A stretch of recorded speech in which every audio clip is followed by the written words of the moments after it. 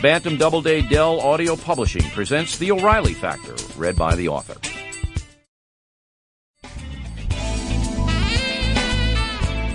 Hi, I'm Bill O'Reilly. If you know who I am, you know why I get letters like this one from a certain Lyndon S. who lives in Rochester, New York. O'Reilly, dislike and contempt dominate your thoughts, so highly charged is your bias that it is a constant astonishment to realize you are unaware of the effect of your own thinking. A thoughtful, deliberative person doesn't stand a chance with you. That's only one letter. They come in bushels every day. Something about me and my nightly news program, The O'Reilly Factor, drives some people up the wall. But hey, I'm used to it.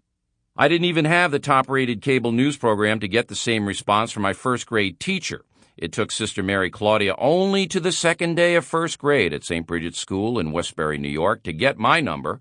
When she ordered our class of 66-year-olds to open our Think and Do books, I slumped in my seat and let loose a deep sigh. See, I have always had a thing about lies, lying, and liars, and this book was pure propaganda.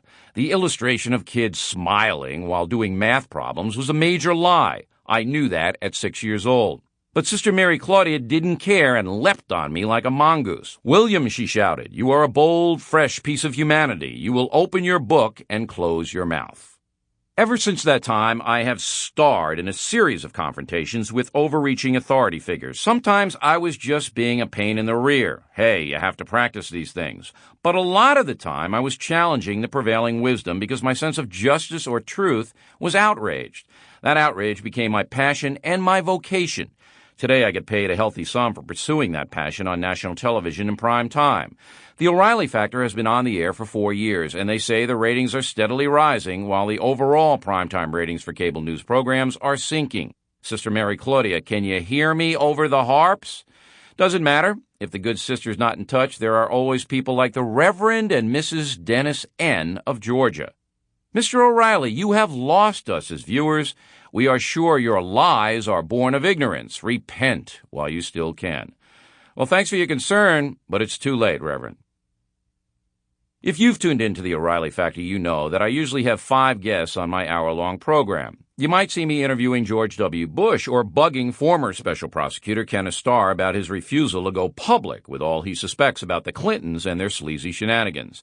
Some people think I'm a tough interviewer, but I think I'm fair, and I'm appreciative of my guests. It takes guts for some of these people to come on The Factor because they don't know which way I'm going to go.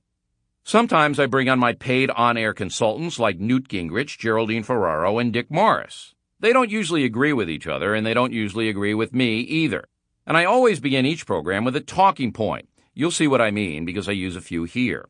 And I always give the floor at the end of the program to viewer reactions, which are by far the liveliest in all of broadcasting. Some of those comments are scattered throughout this audio book. If you haven't seen The O'Reilly Factor, you might be wondering whether I'm conservative, liberal, libertarian, or exactly what. I hope you're still wondering after you've listened to this program. See, I don't want to fit any of those labels because I believe the truth doesn't have labels. When I see corruption, I try to expose it. When I see exploitation, I try to fight it. That's my political position.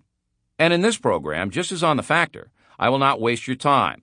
I will get to the pith quickly and undiplomatically, even if the pisses you off. Sorry, that's not my problem. I tell it, you hear it. The truth is often annoying. It's always easier to look the other way. But it is essential that we all look at American life the way it really is today. If we don't do that job, we're going to lose the battles to the frauds, fools, and thieves. America in the 21st century can be a savage place full of ridiculous situations and idiotic people. Life in the USA can also be fun and rewarding. But to make that happen, you have to separate the good from the bad from the ridiculous. I'm trying to help you do that in a none too gentle way. This audiobook is divided into 3 sections. The first part of the program deals with what you as an individual are up against in your life as an American. That means things like your status in society, money, sex, and the ever-present media. Then we focus on personal relationships, the important ties that bind you to family, friends, and bosses. The final sections concern America itself and what is happening to the country today. I won't spoon over any chicken soup advice here. We're not going to get in the zone or use New Age claptrap or find answers in any Mars-Venus conflict. This is just the straight story as I've lived it and you've lived it. You'll see.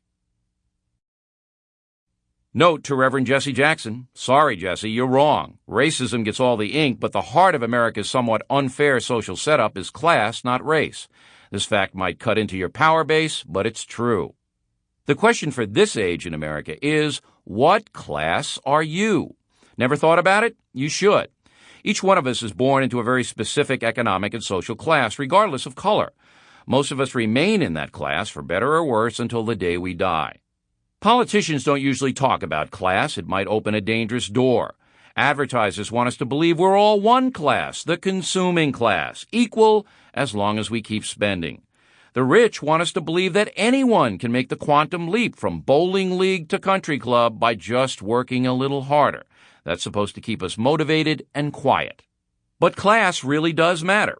Would every blue-collar family be happier and more productive if a long-lost relative died and a trust fund flew in the window overnight? No, because class is not just about money. It's about opportunity for your kids or dashed hopes, about education or minds that close down for good, about enduring values or materialism that comes out of greed or self-indulgence or complete disregard for others. It is the bottom line, in a way, for every problem I talk about in this program. Class attitudes can be involved in unfair tax laws, or government indifference about our terrible drug problem, or what kind of entertainment is available at the local movie house. Class plays a role in gun control laws that restrict personal freedom for the little guy and in casual enforcement of drunk driving laws. As someone once said, class in America is like sex in Victorian times. People believe that if no one talks about it, it will just go away. Whatever I've done or will do in this life, I'm working-class Irish-American Bill O'Reilly. No one ever told me or my sister that we were pretty far down the social totem pole while we were growing up in 1960s America. We took for granted that it was normal to buy cars only when they were second-hand, that every family clipped coupons to save money, and that luncheon meats were the special of the day. The municipal pool in our town on Long Island, New York, was pretty seedy. And we took the Greyhound bus to Miami for our annual vacation. But since air travel and private pools simply did not exist in our world, we never thought we were missing anything. My parents, who loved us both and wanted the best for us, believed the best was playing it safe in life. My father, who never made more than $35,000 a year while exhausting himself commuting daily from Levittown to New York City to work as a currency accountant for an oil company, took for granted that college for his son meant one thing above all, employment security. He and my mother graduated from college, but they did not remember the experience as a life-altering event. Dad didn't want me rocking the boat or getting big ideas. He looked ready to throw up when I told him I was going to study abroad during my junior year in college. "Why do you want to do that?" he snorted. "You could start on the football team."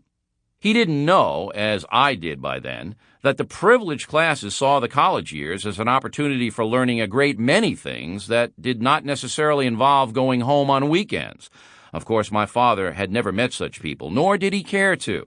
He was proud of his Spartan life with its fast foods, yearly 3-week vacations, and 4 Robert Hall suits hanging in a small closet in a 3-bedroom, 1-bathroom home. All of his friends lived pretty much the same way and were just as proud. Most of my childhood friends stayed in the neighborhood, married each other, and now live fairly comfortable middle-class lives. Some of them are happy, some aren't.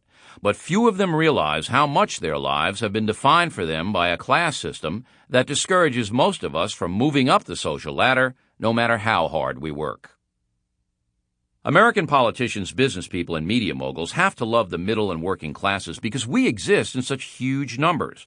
Without us, say goodbye to country music and rap, slasher flicks, and the home shopping network, the Gap and SUVs, Jerry Springer and Oprah, malls and malt liquor, tattoo parlors and trailer parks, Myrtle Beach and Branson, Missouri, professional wrestling, and the National Enquirer.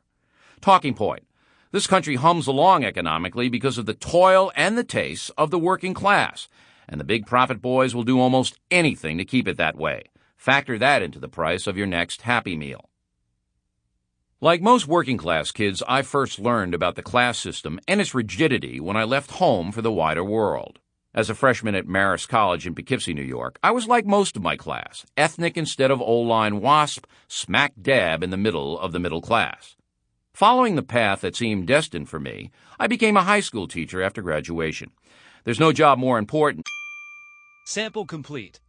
Ready to continue?